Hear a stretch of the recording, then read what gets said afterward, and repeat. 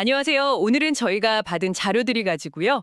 봉준호 감독의 걸작이죠. 기생충 속으로 한번 깊이 들어가 보겠습니다. 이게 영화의 역사적 의미뿐만 아니라 프랙탈이나 카오스 이론 같은 좀 독특한 분석 관점도 있더라고요. 아주 흥미로울 것 같습니다. 네, 맞습니다. 이 자료들을 보면 기생충이 어떻게 세계 영화사에 진짜 한 획을 그었는지, 그리고 영화 속 상징이나 구조가 우리 사회의 어떤 모습을 날카롭게 보여주는지 잘 분석하고 있어요.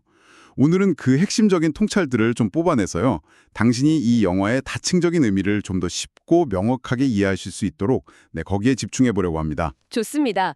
자료에서들 딱 짚어주던데 특히 그 영화 속 공간의 대비 있잖아요. 그리고 냄새 같은 감각적인 요소들 이런 것들이 계급 문제를 얼마나 효과적으로 보여주는지 그거부터 좀 살펴보면 재밌을 것 같아요. 바로 한번 시작해볼까요? 네, 영화는 우선 그 반지하 집하고 언덕이 저택, 이 수직적인 공간으로 계급 구조를 아주 명확하게 보여주죠.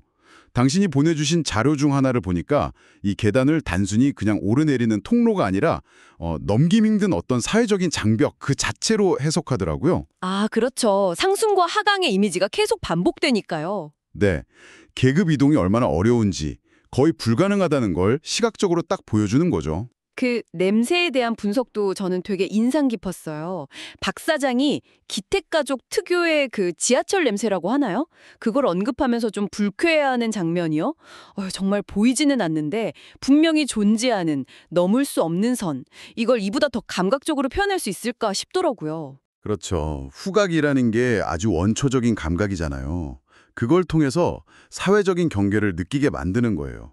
정말 강력한 장치죠. 자료에서는 이 냄새가 단순히 물리적인 걸 넘어서서 사회 경제적 지위가 그 사람 몸에 그냥 각인되는 방식이다. 이렇게 분석하더라고요. 낙인처럼요? 네, 지울 수도 없고 숨길 수도 없는 그런 낙인 같은 거죠. 또 다른 핵심 상징하면 그 기우 친구가 선물한 수석, 이 돌멩이 이것도 빼놓을 수 없죠. 자료 보니까 이 돌이 처음에는 뭔가 부나 상승의 희망 그런 것처럼 보이다가 점점 기후를 막 짓누르는 집착의 무게가 되고 그쵸? 네, 맞아요. 결국에는 폭력의 매개체로까지 변모하잖아요. 그 돌의 변화 과정 자체가 부에 대한 욕망이 어떻게 개인을 파멸로 이끌 수 있는지 뭐랄까 아이러니 그 자체인 것 같아요. 그리고 흥미로운 게 마지막에 꿈에서 그 돌을 강물에 이렇게 놓아주잖아요. 그 장면은 마치 욕망에서 벗어나고 싶어하는 것처럼 보이는데. 근데 현실은 다르죠. 그렇죠. 현실은 여전히 그 돌을 손에 쥐고 끝난다는 거. 자료는 바로 이 지점에서 현실의 무게를 아주 강조하고 있습니다. 영어 제목 기생충 자체에 대한 해석도 참 여러 가지였어요. 이게 단순히 기택가족만 말하는 건지 아니면 숙주처럼 보이는 박사장 가족 혹은 이 시스템 전체를 말하는 건지. 영화가 의도적으로 그 경계를 좀 모호하게 만드는 것 같아요. 누가 숙주고 누가 기생충인지 쉽게 딱 단정하지 못하게요. 오히려 자료 분석처럼 모든 인물들이 사실 서로에게 의존하면서 살아가는 거잖아요. 이 현대사회 시스템의 복잡한 공생관계 혹은 기생관계 그 자체에 질문을 던지는 거죠. 선과 악 이렇게 딱 나누는 걸 넘어서는 거군요. 네, 맞습니다. 그런 이분법을 해체하는 거죠. 이런 상징 분석 말고도 보내주신 자료에는 좀 더 큰 틀의 이론으로 영화를 보기도 했죠. 그 프랙탈 이론이나 카오스 이론 같은 거요. 네네. 그 부분도 상당히 흥미로웠어요. 한 자료에서는 서로 다른 계층에 있는 세 가족 있잖아요. 기택네, 박사장네, 그리고 그 지하실 부부.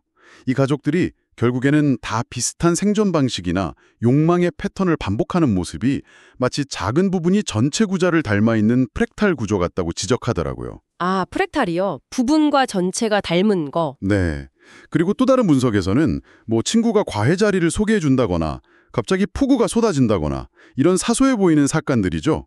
이게 예측 불가능한 파국, 그러니까 그 생일 파티에서의 끔찍한 사건으로 이어지는 전개를 카오스 이론의 나비 효과로 설명하기도 해요.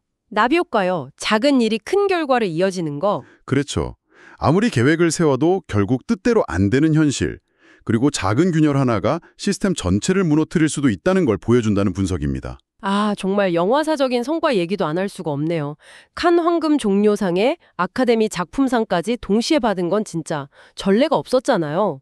자료들도 이 성과가 그냥 상을 받았다는 걸 넘어서 어떤 의미가 있는지 그걸 좀 깊게 보고 있던데요. 그렇습니다.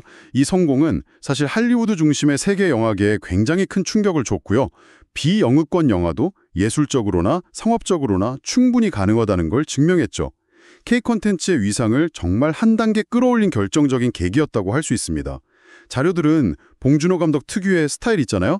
장르를 막 비틀고 사회 비판적인 메시지를 넣으면서도 대중적으로 재밌게 만드는 거. 네네, 봉 감독님 스타일이죠. 이게 어떻게 전 세계 관객들을 사로잡았는지 분석하고 있어요. 단순한 영화 성공 사례가 아니라 사회학이나 문화 연구에서도 중요한 텍스트로 다뤄진다는 평가도 주목할 만하고요. 네, 들어보니까 정말 기생충은 공간, 상징, 인물관계 이런 것들을 통해서 현대사회의 계급 문제나 시스템적인 모순을 아주 독창적이면서도 날카롭게 파헤친 작품이네요. 보내주신 자료들 덕분에 이렇게 다각적인 분석을 접할 수 있어서 참 흥미로웠습니다. 네, 맞습니다. 그리고 이 영화와 또 자료들은 우리에게 중요한 질문을 남기는 것 같아요. 한 자료의 마지막 문장이 딱 그랬거든요. 우리 사회의 프랙탈은 어디에 존재하며 우리는 어떤 패턴의 반복 속에 살고 있는가? 이 질문을 한번 곱씹어 보시면서 당신의 일상 속에서 혹시 반복되는 어떤 패턴이나 아니면 보이지 않는 경계는 없는지 한 번쯤 생각해 보시는 건 어떨까요? 이것이 기생충이 단순한 영화 감상을 넘어서 우리에게 깊은 성찰을 하게 만드는 힘이 아닐까 싶습니다.